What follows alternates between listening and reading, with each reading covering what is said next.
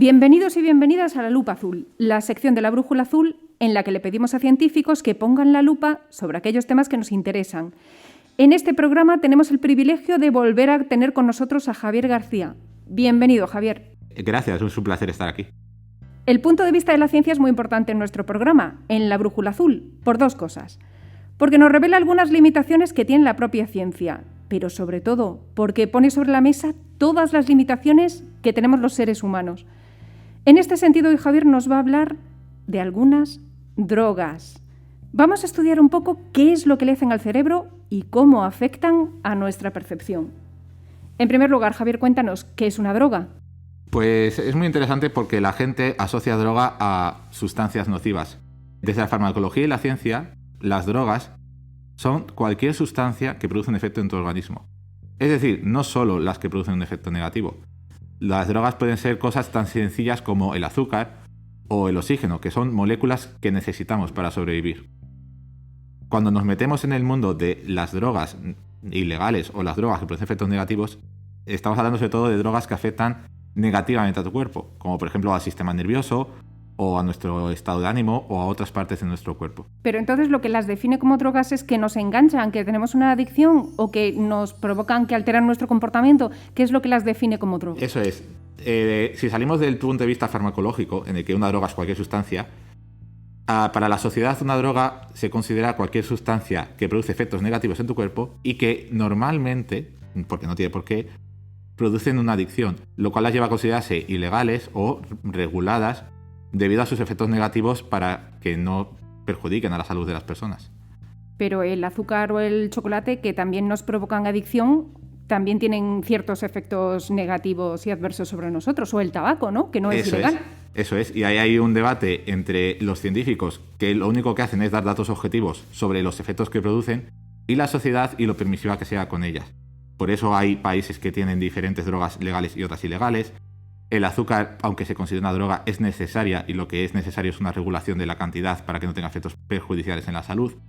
Y otros temas como el tabaco y el alcohol son más controvertidos porque a pesar de tener efectos negativos muy perjudiciales y muy serios debido a su amplio consumo, hay una presión social por mantener esa capacidad de obtener esas sustancias. Entonces, ese es un debate muy complicado en el que intervienen más factores, no solo el científico. La política y la economía. Eso es. Y la propia sociedad y los propios hábitos culturales que tienen. Lo que está claro es que desde la ciencia se sabe lo negativos que son esos efectos y hay que exponerlo y educar a la gente en ellos para que los conozca. Pero incluso algunas de las drogas que vamos a ver como negativas, en algunas culturas pues se consideran pues, que tienen un consumo mágico, un consumo ritual. Claro. También es cultural. Claro, pero es debido a los efectos que producen.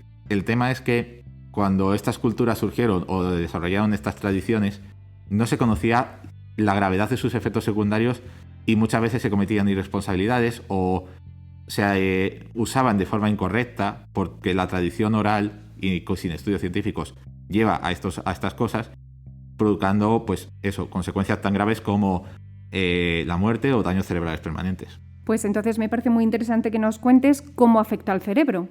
Claro. Las drogas en general que afectan al cerebro, lo que se conoce como drogas psicodélicas o otro tipo de drogas del estilo, afectan a nivel de los neurotransmisores. Los neurotransmisores, digamos que son las señales químicas que usa el cerebro para comunicarse entre células.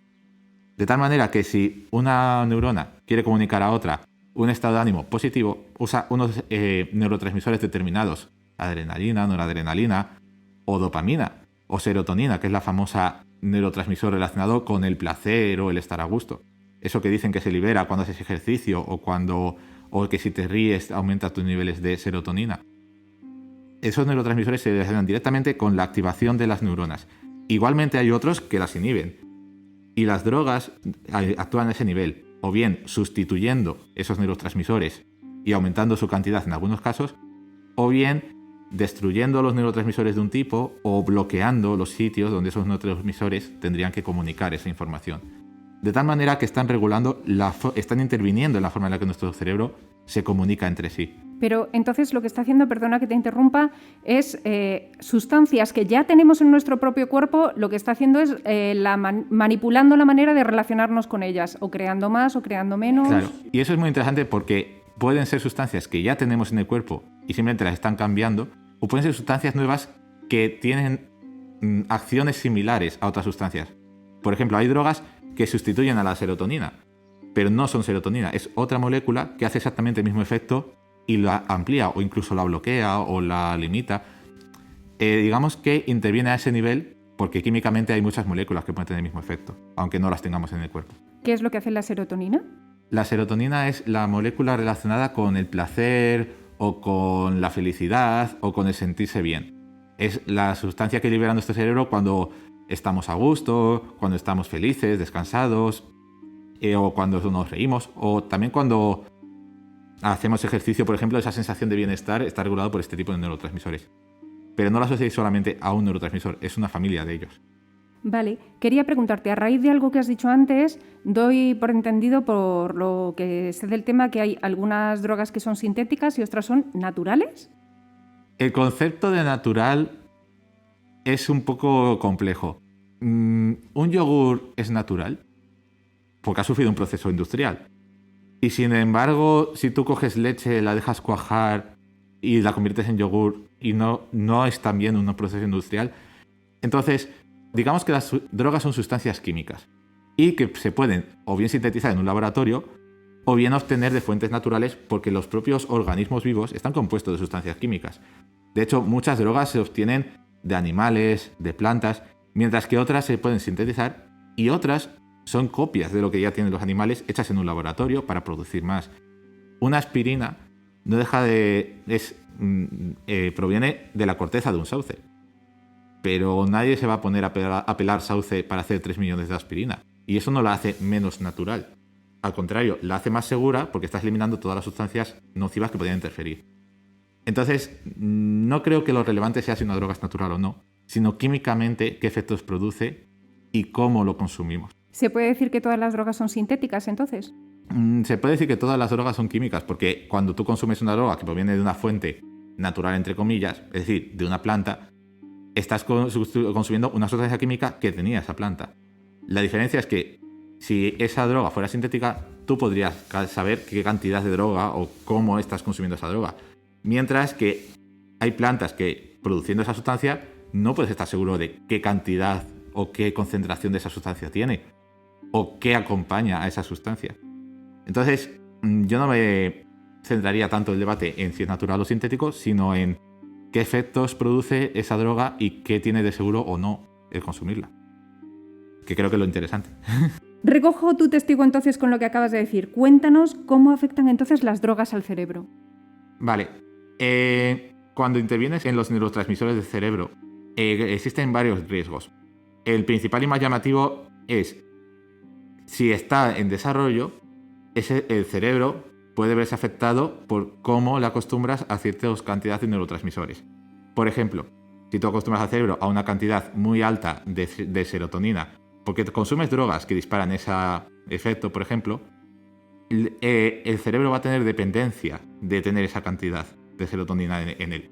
Y por lo tanto va a crear lo que se conoce como una adicción. Necesito ese nivel para estar bien. Otro efecto, puede bloquear rutas importantes, por ejemplo, para moverte. Si actúa en los neurotransmisores de las neuronas que regulan tu movimiento, pueden afectar a tu movimiento. Y de la misma manera, a tu concentración, a tu capacidad de aprendizaje, a tu capacidad de raciocinio, a tu capacidad de percepción temporal, a tu capacidad de percepción de otro tipo. Es decir, cambian radicalmente la forma en la que percibes, piensas, te mueves o todas las cosas que regula tu cerebro. ¿Cómo? Depende de las sustancias que estés liberando y cómo. Y puede tener efectos a largo plazo, sobre todo si el cerebro está en desarrollo. Por eso es tan importante enseñar a los adolescentes a no consumir drogas durante la adolescencia, porque los efectos a largo plazo que puede producir son mucho más importantes. Lo cual no justifica tampoco que se consuma de forma irresponsable cuando eres adulto. Perfecto. ¿Me puedes poner ejemplos de algunas drogas, de algunas sustancias que manipulan el cerebro y los neurotransmisores? Claro. Una sustancia, por ejemplo, que está de moda o que parece que está teniendo un repunte es la droga conocida como DMT. Es una droga conocida como la droga espiritual o la droga de Dios por los efectos que produce en los usuarios. Es una droga psicodélica, es decir, es una droga que produce alucinaciones de tipo psicodélico, imágenes con formas extrañas, fractales, y también se la relaciona mucho con experiencias que podríamos llamar espirituales, de sensaciones de conexión con el universo, de emocionalmente muy trascendentes, incluso con experiencias cercanas a la muerte. Esto es por el tipo de sustancia que es. La DMT es, curiosamente, como hablábamos antes, una de esas sustancias que no es que las tomes de fuera y ya está. Es una sustancia que ya tiene tu cuerpo y, de hecho, tu cuerpo tiene una enzima, que es una proteína que degrada otras sustancias, que se encarga de controlarla, que se llama monoaminosidasas. Para resumirlos, MAO. Las MAO existen en tu cuerpo y controlan que esa molécula que está en tu cerebro, aunque en pequeña cantidad, nunca se salga de control. Por eso, cuando se consume DMT, muchas veces se consume junto con otro medicamento que inhibe esa MAO. O sea, lo hace desaparecer para que la DMT pueda estar a sus anchas y crecer en número. Si no, automáticamente tu cuerpo la degrada y la destruye, porque no le interesa que llegue a tu cerebro un exceso de esa molécula. ¿Qué órgano es el que produce en nuestro propio cuerpo el DMT? Son las propias neuronas las que producen ese neurotransmisor. Podemos llamarlo neurotransmisor porque es donde actúa. Y el resto, el cuerpo se encarga de regularlo con esas otras sustancias. Cuando consumen las dos juntas, se producen los efectos de lo que podríamos llamar un exceso de DMT en el cerebro. Y de hecho, si no consumes estos inhibidores de la sustancia MAO, el DMT es inocuo, porque tu cuerpo lo degrada instantáneamente. Es una sustancia muy simple y muy sencilla de degradar. ¿Y entonces qué efecto produce en el cerebro el tomar el DMT? ¿Qué es lo que le hace al cerebro? Claro, al permitir que el DMT se produzca en exceso, actúa a nivel de los neurotransmisores, digamos, estimulantes o positivos. Es una forma muy poco científica llamarlos, pero bueno. La dopamina, la serotonina, estos neurotransmisores que nos hacen sentir bien, digamos que tienen efectos similares. Lo que pasa es que actúa en diferentes neuronas. Por eso tenemos varios neurotransmisores, porque no todos actúan igual en las mismas neuronas. Y estas neuronas lo que hacen es estimular estos efectos que se han relacionado sobre todo con el mundo onírico. Es decir, activa muchos procesos que se activan muchas veces solo durante el sueño. Estas fantasías, esta sensación de estar en un limbo. También actúa en la ruta del placer y del estar bien. Por eso produce esos efectos de ensoñación, de estar tranquilos y bien, aunque en exceso puede incluso producir lo contrario, igual que un exceso de serotonina puede producir ansiedad o miedos o otros efectos.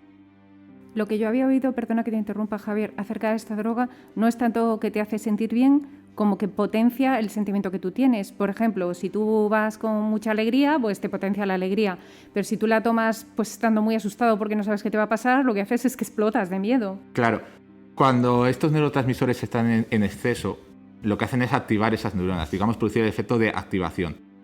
Si el sistema límbico, que es el sistema encargado de los sentimientos, está interfiriendo y regulando qué tipo de sensación tienes, lo que hace es potenciar aún más ese sentimiento, porque cuando tú estás bien lo que tienes es una sensación de positiva, sí, tú te vas a estar positivo, pero si tú estás, digamos, pasando un mal momento, esta droga puede hacer el efecto totalmente contrario y potenciar ese sentimiento, ¿vale? O sea, no es tan simple como que hay sentimientos positivos y negativos, porque el cerebro no funciona así, sino que estimula la activación de esas neuronas o no. Y claro, tu estado de ánimo influye mucho en cómo sean estas alucinaciones o ensoñaciones. También es peligroso el exceso de DMT. Cuéntanos qué produce entonces. Aparte de estas alucinaciones, y esto, por ejemplo, el ver colores fractales, el tener sensaciones que gente que piensa que habla con los dioses o que tiene estas alucinaciones oníricas muy potentes y que se ha relacionado muchas veces con eso, con chamanismo y con estas culturas que las usaban para comunicarse con los espíritus, el mayor problema que tiene y que producen son los efectos secundarios, porque esta droga es muy peligrosa sobre todo cuando se consume en exceso o se tiene lo que se llama una sobredosis. Podemos pasar de simples alucinaciones a náuseas, vómitos, no poder controlar tu propio cuerpo, mareos, y en exceso puede llamar lo que se llama el síndrome de la serotonina, Curiosamente, es un síndrome que se produce cuando hay un exceso de serotonina. Por ejemplo, cuando una persona se está medicando contra la depresión, muchas veces lo que hace es inhibir aquellas sustancias que controlan la serotonina para que tú tengas un nivel de placer mayor. Este mismo proceso, si la serotonina se produce en exceso, te puede producir desde náuseas y mareos hasta taquicardias y puede llevar incluso al paro cardíaco y la muerte. Y eso es un problema muy grave porque no tienes un control sobre lo que te está pasando en el momento que te está pasando, y por eso es muy importante tener a alguien que te ayude en esos momentos. Pero esto pasa con el DMT y con muchas drogas. Y aparte de eso, puede producir efectos a largo plazo, como revivir experiencias pasadas que hayas tenido con esta droga, o daños permanentes en tu capacidad de concentración o de percepción, porque al exponer el cerebro a estos estímulos muchas veces puedes dañar o estimular de manera inadecuada algunas áreas, sobre todo si estás en la adolescencia y tu cerebro se está desarrollando. Por eso es recomendable no consumirlas irresponsablemente, y yo recomiendo directamente no consumirlas. Pero...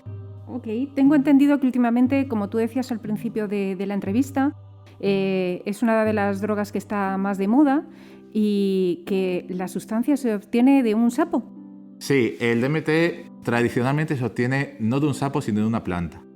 Y se obtiene como un polvillo blanco que luego se puede usar. Pero como he dicho, es una sustancia que está en los seres vivos. O sea, lo producen las plantas, muchas veces como alucinógeno y como medio de defensa, es decir, lo produce para que el animal que se lo coma aprenda a no comérsela.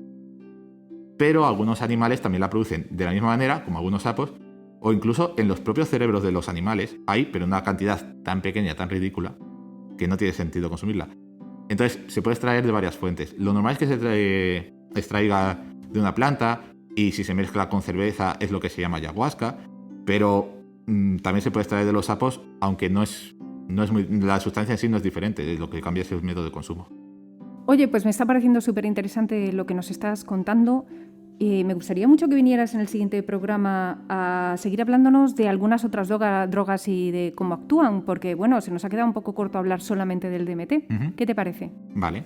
Pues nada, muchísimas gracias por haber venido y nos vemos en el siguiente programa. Vale.